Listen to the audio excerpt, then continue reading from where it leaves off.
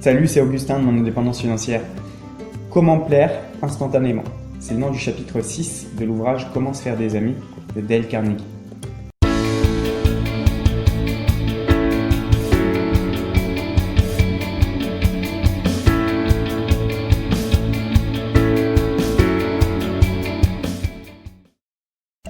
L'autre jour, je me trouvais à la poste.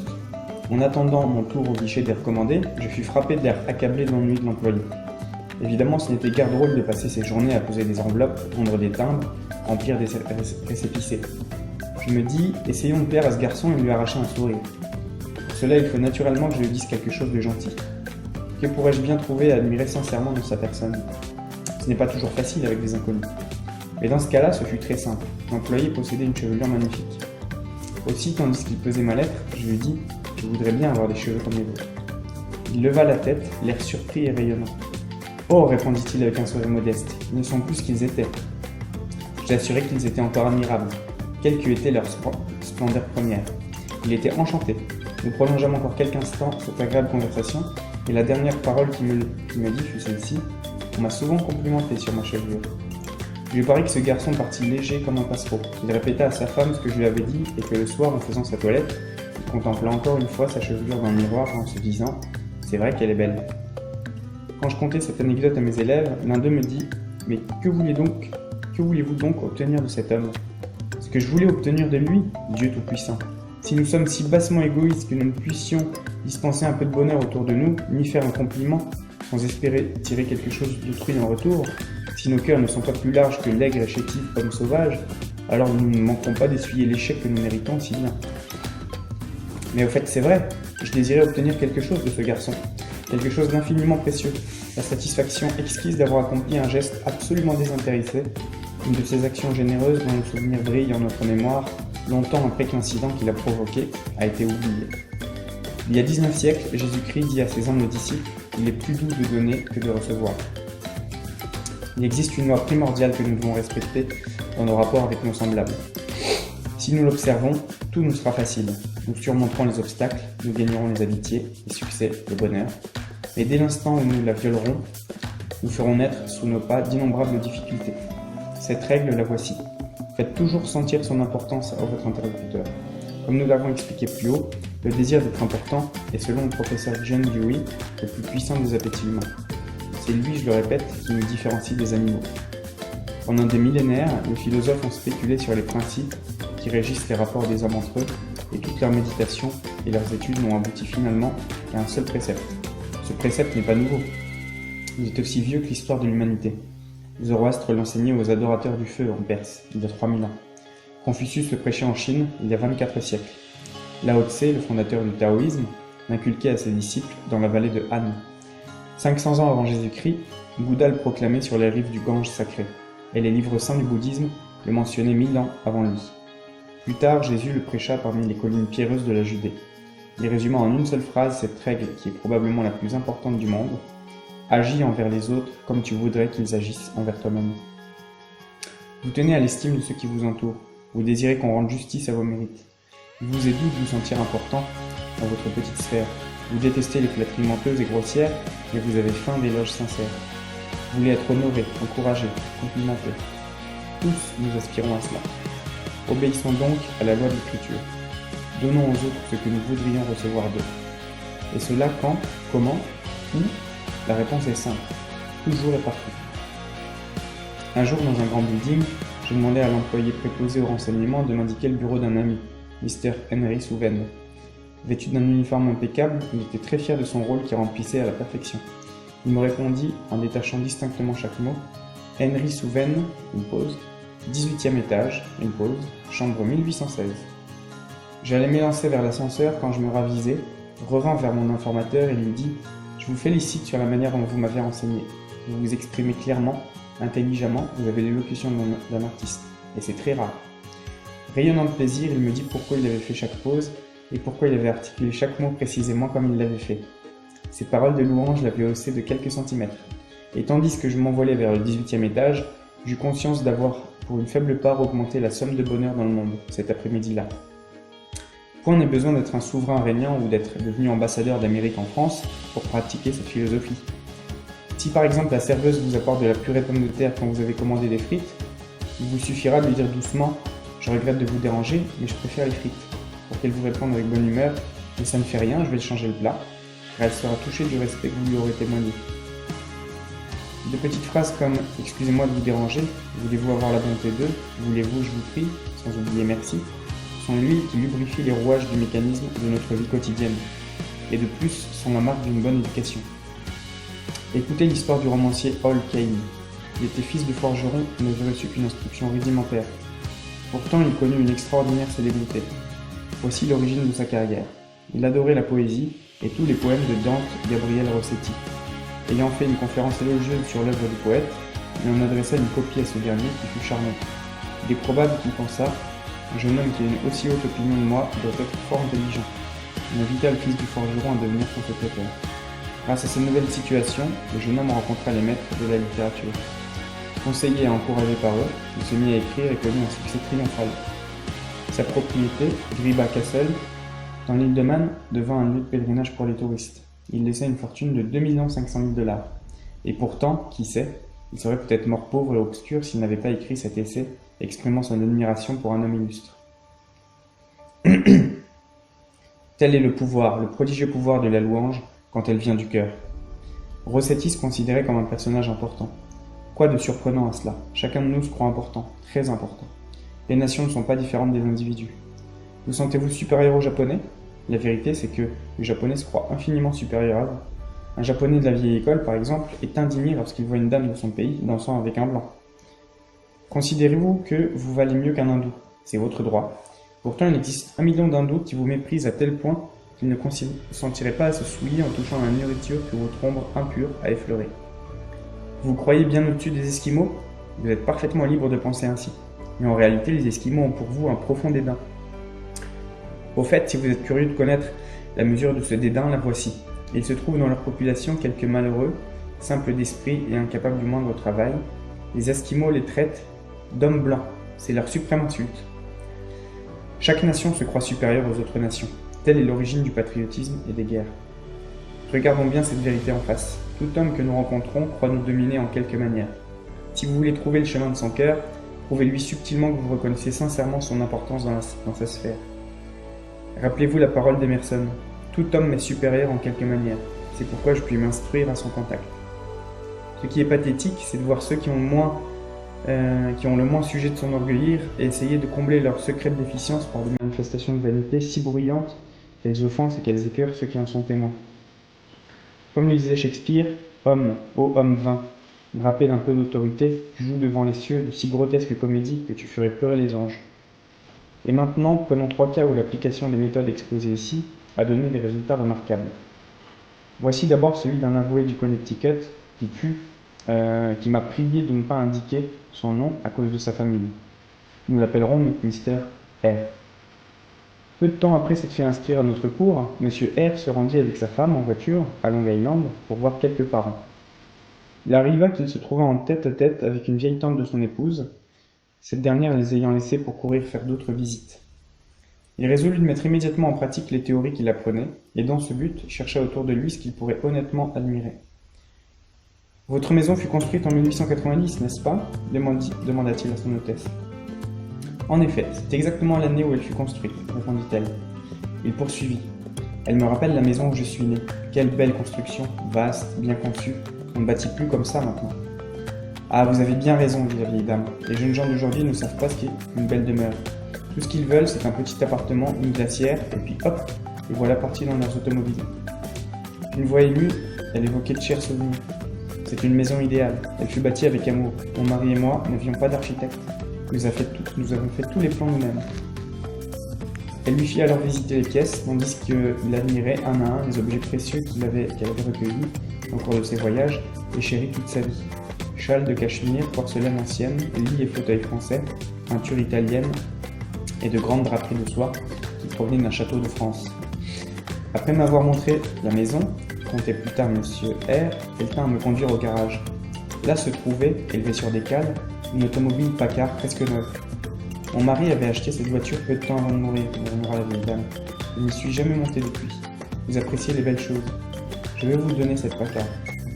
Et ma tante, vous me comblez, c'est trop, lui dit-il, lui dis-je. Je suis touché de votre générosité, mais vraiment, je ne peux accepter. Je ne suis même pas votre parent. Je possède une automobile neuve, et puis vous avez beaucoup de neveux qui seraient heureux de recevoir ce cadeau. Des neveux, exclama-t-elle. Ah oui, des neveux qui n'attendent que ma disparition pour prendre cette pacarde. Mais ils ne l'auront pas. Vous pourriez la vendre à un garagiste. La vendre, cria-t-elle. Vous croyez que je vendrais cette voiture, que je supporterais de voir des étrangers s'asseoir dedans? Une auto que mon mari avait achetée pour moi? Jamais je ne la vendrai. Je vais vous la donner. Vous aimez les belles choses. Monsieur R n'aurait pu refuser le présent sans blesser profondément la donatrice. Il accepta. Cette vieille dame demeurait seule dans sa vaste propriété, parmi ses cachemires, ses antiquités et ses souvenirs, était sevrée d'affection et d'éloges. Elle avait été autrefois jeune, belle, adulée. Elle avait bâti cette maison, l'avait réchauffée de son amour et embelli tous les trésors qu'elle avait pu cueillir à travers l'Europe entière. Et maintenant, dans la triste solitude de la vieillesse, elle avait soif d'un peu de tendresse, d'un peu de chaleur et d'admiration, et nul ne venait la contenter. Aussi, quand elle eut trouvé, source dans le désert, qu'elle cherchait depuis si longtemps, elle ne put, pour exprimer convenablement sa gratitude, offrir rien de moins qu'une automobile de luxe. Un autre de mes élèves, architecte paysagiste, nous conta l'incident suivant. J'étais occupé à dessiner le jardin d'un avocat célèbre. Le propriétaire sortit et vint me donner quelques indications sur la manière de disposer les massifs d'azalées et de rhododendrons. Je lui dis, car j'avais remarqué qu'il avait de beaux chenils, « Vous avez des chiens superbes, monsieur. Il paraît que vous gagnez beaucoup de médailles chaque année à l'exposition canine de Square Garden. » L'effet de ce simple compliment fut étonnant. L'avocat me répondit « Oui, j'aime beaucoup les chiens. Voulez-vous visiter mes chenils ?» Il passa près d'une heure à me montrer ses bêtes et les prix qu'elles avaient gagnés. Il me décrivit longuement leur pédigré. Finalement, il me demanda « Avez-vous un petit garçon ?»« En effet, j'ai un fils, répondis-je. Vous croyez qu'un petit chien lui ferait plaisir ? Lui, il serait fou de joie. Bon, je vais lui en donner un, annonça l'avocat. Il se mit à m'expliquer la manière de nourrir les chiots. Puis il se ravisa. Vous allez oublier tous ces détails. Il vaut mieux que je vous les écrive. Là-dessus, il rentra dans la maison et copia à la machine de pédigrer le régime de l'animal. Ainsi, cet homme me donna un chien d'une valeur de $100 et plus d'une heure de son temps précieux, uniquement parce que j'avais exprimé mon admiration sincère pour son talent d'éleveur et pour ses pensionnaires. George Eastman, le roi du Kodak, inventa le film transparent qui a rendu possible le cinématographe. Il amassa une fortune de $100 millions, devint célèbre dans le monde entier. Cela ne l'empêcha pas d'être touché comme vous et moi par les éloges les plus simples. Il y a plusieurs années, Eastman fit construire l'école de musique de Rochester ainsi qu'un théâtre élevé à la mémoire de sa mère. Le directeur d'une importante fabrique de sièges, M. Adamson, désirait obtenir l'adjudication de la fourniture de sièges pour ces deux édifices. Il téléphona à l'architecte pour demander une entrevue avec M. Eastman à Rochester. Quand il arriva, l'architecte lui dit « Je sais que vous voulez cette commande, mais je vous préviens tout de suite que vous n'aurez pas l'ombre d'une chance de succès avec M. George Eastman si vous lui prenez plus de 5 minutes de son temps. Il est très occupé. Entrez, dites vite ce que vous avez à dire et partez. » C'est exactement ce qu'Adamson se préparait à faire. Accompagné de l'architecte, il fut introduit. Mr. Eastman était penché sur son bureau.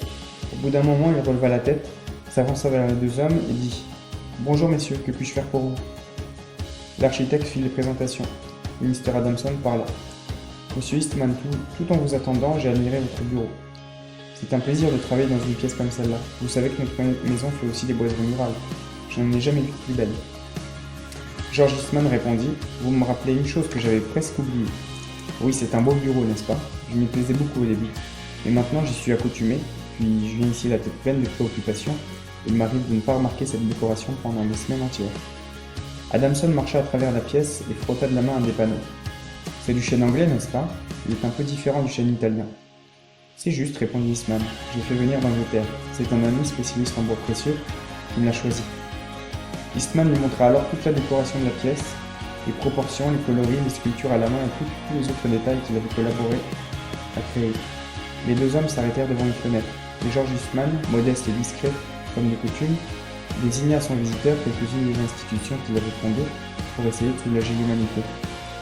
M. Adamson le félicita chaudement pour l'emploi généreux qu'il faisait de sa fortune. Au bout d'un moment, George Eastman ouvrit une vitrine et en tira un appareil photographique, le premier qu'il eût possédé et qu'il avait acheté à un Anglais. Adamson l'interrogea sur les difficultés de ses débuts, et Mr. Eastman parla longuement et avec émotion de la pauvreté de son enfance raconta que sa mère, qui était veuve, tenait une pension de famille, tandis que lui-même grossoyait pour $1 par jour dans une agence d'assurance. Il était obsédé jour et nuit par la terreur de la misère et il résolut de gagner suffisamment d'argent pour que sa mère ne fût pas obligée de se tuer ainsi que travailler. Stimulé par les questions d'Adamson qu'il écoutait attentif, M. Eastman décrivit ses expériences avec les clichés photographiques, conta comment, après avoir trimé tout le jour dans son bureau, il travaillait la nuit à ses essais, se contentant de quelques brefs moments de sommeil pendant que les produits chimiques agissaient. Il lui arrivait de passer ainsi 72 heures sans se déshabiller. Finalement, George Eastman a dit à Adamson « Lors de mon dernier voyage au Japon, j'ai acheté des chaises. Je les ai ramenées pour les installer dans ma véranda. Malheureusement, le soleil a écaillé toute la peinture. Venez donc déjeuner avec moi, je vous montrerai ça. » Après le repas, M. Eastman exhiba ses chaises du Japon. Elles valaient bien $1 pièce, mais le grand Eastman, qui avait gagné $100 millions, en était fier parce que c'était lui qui les avait peintes. La commande des sièges pour les 2 édifices en construction s'éleva à $90 000. Qui l'enleva cette commande à votre avis? James Adamson ou ses concurrents? À partir de ce moment, les 2 hommes furent des amis intimes, jusqu'à la mort de George Eastman. Cette magie de l'éloge, ne devrions-nous pas l'introduire avant tout dans notre foyer? Je ne connais pas un endroit où elle soit plus nécessaire ou plus négligée. Votre épouse possède certaines qualités, du moins c'est ce que vous avez pensé autrefois, sinon vous ne l'auriez pas épousée. Mais depuis combien de temps ne lui avez-vous pas fait un compliment? Depuis quand? La célèbre chroniqueuse Dorothy Dix disait dans un de ses articles « Ne vous mariez jamais avant d'avoir appris l'art des compliments. Flatter une femme avant les épousailles, c'est une question de goût. Et le faire après le mariage, c'est une nécessité et une garantie de bonheur. L'union conjugale exige non pas tant la franchise que la diplomatie. Si vous voulez chaque jour festoyer comme un roi, ne critiquez jamais la cuisine de votre femme. Ne faites pas de comparaison irritante entre ses recettes et celles de votre mère. Mais au contraire, louez sans cesse ses talents de ménagère et félicitez-vous ouvertement d'avoir épousé la seule femme qui réunisse les charmes de Vénus, de Minerve et de Marianne, qui est la personnification de la parfaite ménagère. Même lorsque le beefsteak est coriace et que le gâteau est brûlé, ne vous plaignez pas. Faites remarquer seulement que le repas n'est pas tout à fait aussi parfait que de coutume. Et pour justifier l'opinion que vous avez d'elle, votre femme est capable de s'offrir en holocauste sur le fourneau de la cuisine. Que votre galanterie ne se révèle pas trop soudainement, vous éveillerez des soupçons.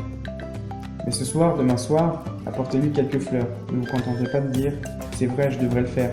Faites-le. Et donnez-lui un beau sourire par-dessus le marché, avec quelques mots de tendresse.